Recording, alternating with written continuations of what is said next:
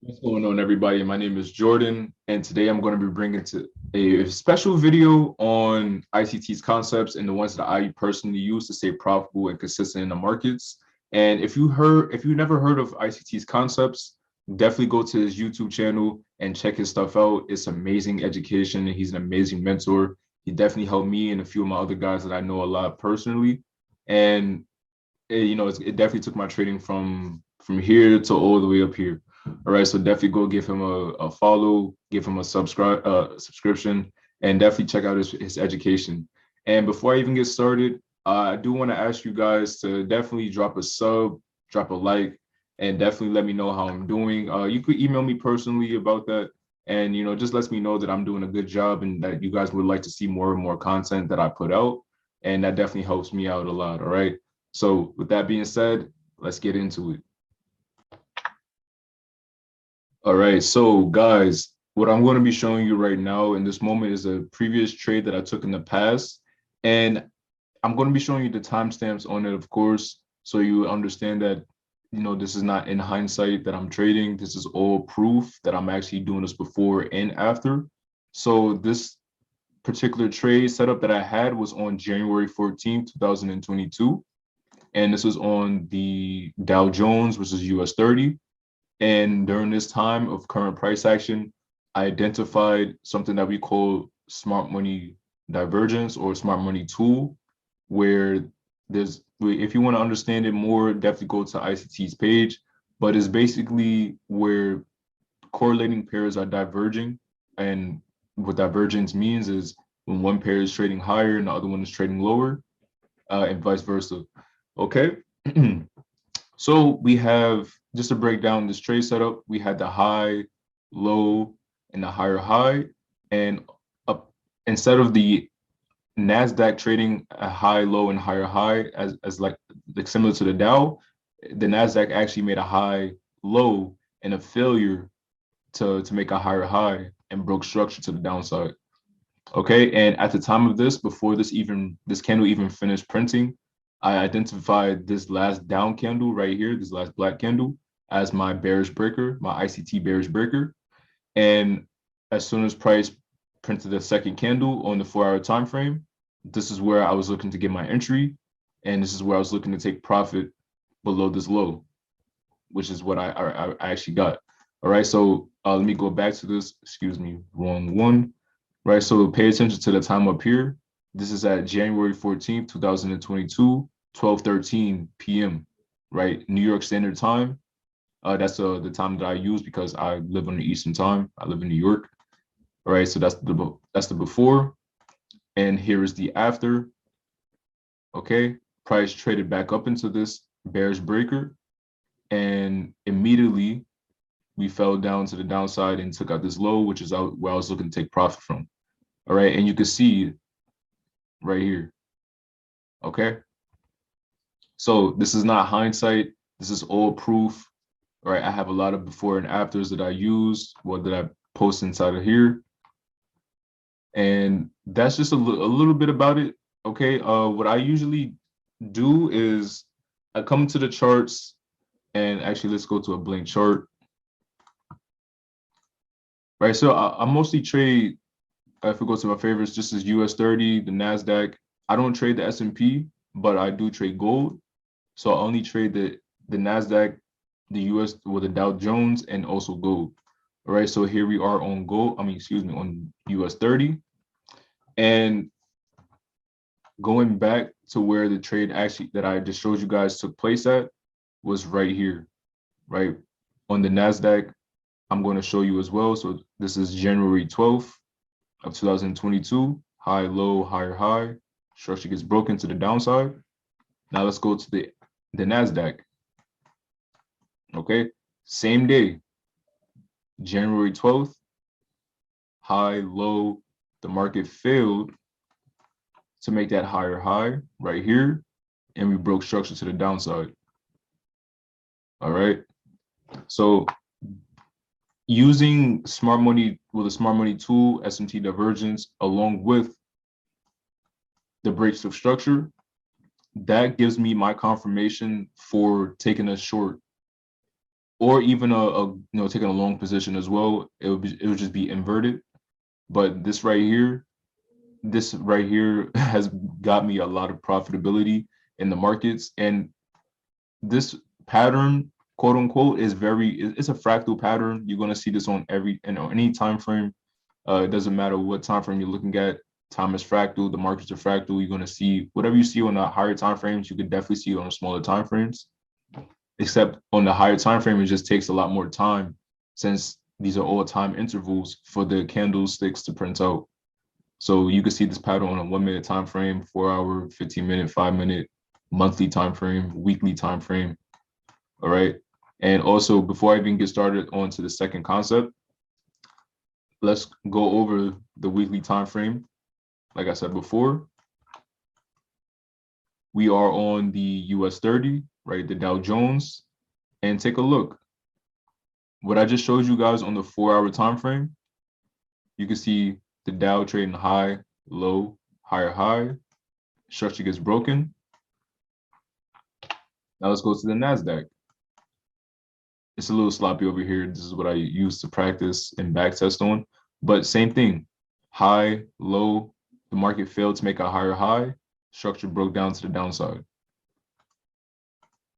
Right? This is going to take time for most new people to understand and see this in the markets for themselves. But trust me and believe it, it's there. Don't just take my word for it. Don't take ICT's word for it. Go in the markets and backtest yourself. Because I would love to give everyone my experience in the markets, but I'm not able to do that.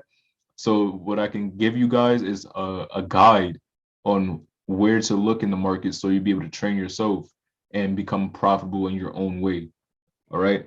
So let's get back to the Dow. Now, there are many of his concepts that have brought me consistency in the markets. I found myself trading the bearish breakers, the Persian liquidity Persian reverts, of course the order blocks, the famous order blocks everyone thinks they know how to teach or even talk about. I trade the order blocks, the optimal trading entries on the fib levels, and what else am I missing? That's about it. Right, those are the only, well, I'm not gonna say the only ones that I use. Those are the ones that I consistently use whenever I see it happen in the market. Right. I also trade the fair value gaps, but I'm not going to get into that today. So I do want to break down, what I would look at as an order block. All right. And ICT, he has his like certain things that he looks for as well, as an order block, to identify as an order block. I usually like to say the last up or down candle that breaks structure to the upside or to the downside. That's what I would identify as my order block. You can also use the 2 candlestick pattern as an order block as well. They both have their their moves that whenever they're traded into, you can definitely find profitable moves off of it. Whichever one works more consistent, it depends on however you find and however you look for them, and also however you backtest. Right? Anything that I go over today, or anything that you learn in the markets or learn from anybody, definitely backtest it. You don't want to just look at it one time and just trust it. You want to look at it and see it happen multiple times using previous price data to gain trust into it. So when it comes up in the future, you'll be able to trust it. All right. So in this example, we have this break to the upside. Right, label that as a break of structure. And we would simply wait for price to trade back. Right, either it be like the 2 down candles as a bullish breaker, or even like not a bullish breaker, but also, yes, it could be a bullish breaker, but also a bullish order block down here as well. All right, a bullish breaker would simply be the last up candle before this down movement that price traded into, and then we trade back up into, we reject off of. And also we can have a bullish order block. right, which trades down back into the last down candle before this up movement that broke structure. It returns to the upside. Okay. I was getting ready to ask any questions because I usually host my own Zooms, but you guys would have to look into this video and study it and go back into ICT's videos and study it. And if you want to, contact me, I do have an Instagram and I do have an email that I'll be putting inside of my bio for anyone who wants to email me and reach out. And yeah, that's it. But that's for the order blocks. Let me go to show you guys more proof. Oops, excuse me, wrong one. And this is on the, I'm going to show you an example on the NASDAQ.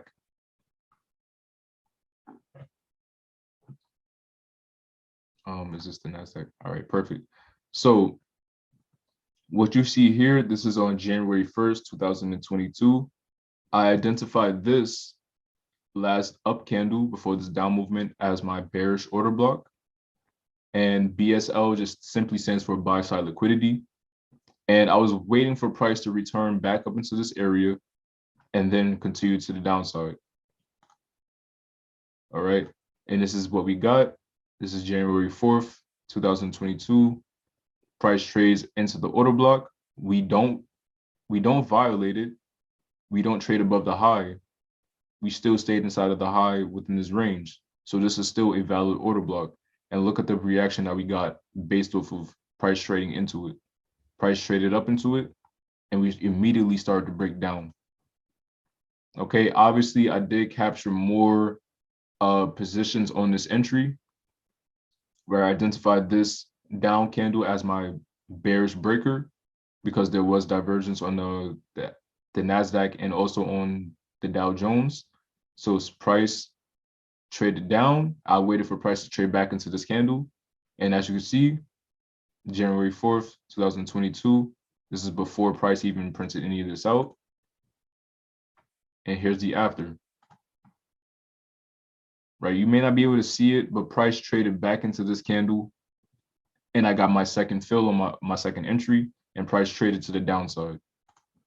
Okay, so you'll be able to find consistency in these as long as you continue to study and backtest. All right. And not last but not least, but also one other thing that I wanted to show you guys as well is what is called a liquidity purge and revert. So I'm not going to go into extreme detail about what a liquidity purge and revert is, but I'm just going to be showing you proof of how the markets are manipulated and also how I was able to catch a move from off of this order block. Right, my entry was right here, taking out all of these highs. All right, and let me just show you a before any of this happened. Let me just go back to the date. So this was December 21st. Let's see what I have. December. All right, so I do want to let you guys know that I always have a before and after on 21st. Okay, so I don't think I have it on this one, but I don't want to speak in hindsight because I know there are going to be people who are saying that this is in hindsight. What a liquidity purge and revert is, after price accumulated, sell positions up here, price broke down. A lot of retail traders were looking at this area as a resistance, right? Because price traded into it and failed to trade above it so many times. So the more retail traders look into this area, a lot of interest became in this area. We have buy stops above these highs, buy side liquidity above these highs. And a lot of retail traders were looking to sell this area once price traded back into it. However, based off of what I've learned and studied and seen in the markets for myself, based off ICT's concepts, I was able to see the opposite, of what the retail mindset was looking for, right? And legit, this is my entry. And I simply looked to target this high, right? And this gave me about 8,400 points. I mean, excuse me, pips to the upside. And following that, this right here, or for this order block, this is where I sold the market. All right. And right here, let me zoom in. Like I was showing you guys as the bearish breaker before. Price traded back into it and immediately dropped. Okay. So the last thing that I do want to go over, I'm going over trades that I've actually taken. I'm not going over anything that I wish I would have took in the markets, but no, I'm going over everything that I personally took in the markets. All right. And here we are.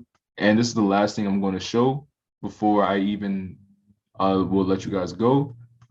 So right here, same example of a liquidity purge and revert. Let's go to the daily time frame.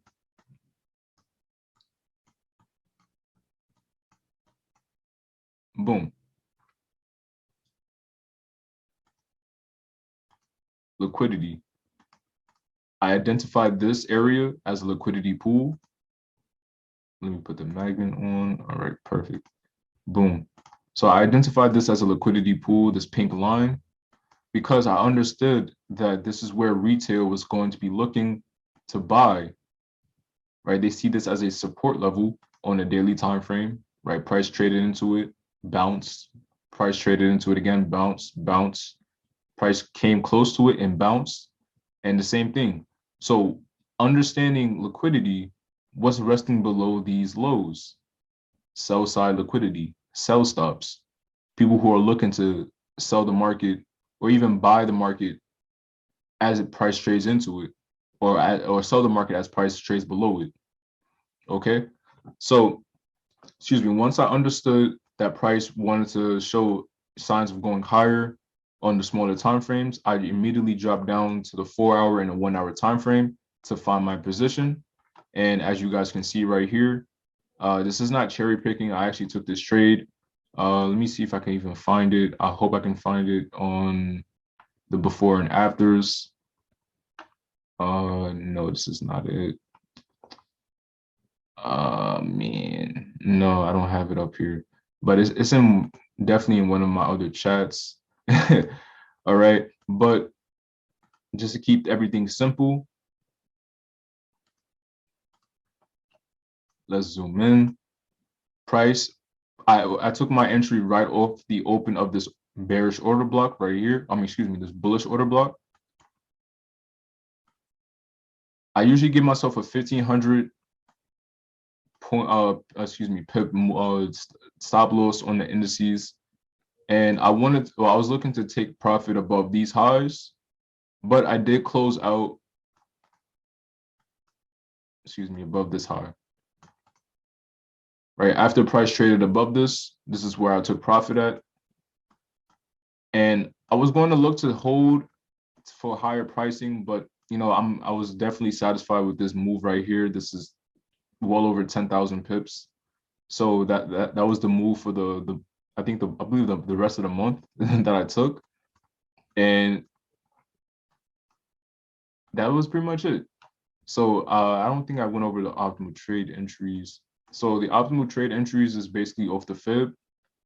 I don't really use the fib as much as I used to as a beginning trader, only because using the fib really isn't as important once you understand the differences between, the bearish breakers, the bullish breakers, and how to properly use them. The fib could be just a measuring tool that I use, like just to measure equilibrium in the market. So like 50% is equilibrium. And I will use that to identify premium and discounts or discount levels in the market. All right, so that's all I use the fib for. I don't use it to take trades off of specific levels. I just use that just to measure where the market is, okay, and where the market has traded and where it could potentially trade to. All right, so today, that is all for well, this is my first video. That is all for today. Definitely let me know in the comment section to continue to put out more content. Be respectful, of course.